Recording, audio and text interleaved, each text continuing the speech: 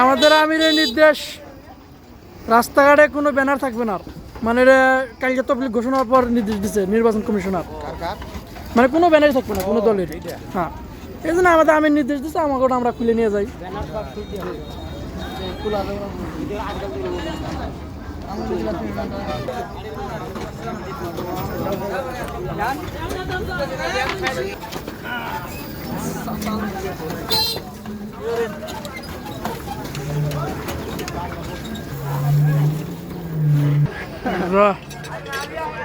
আমাদের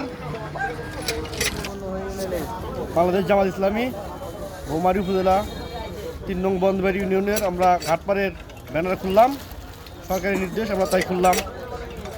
কুড়িগ্রাম ৪ আসনের যে নমিনি মুস্তাফিজুর রহমান মুস্তাকির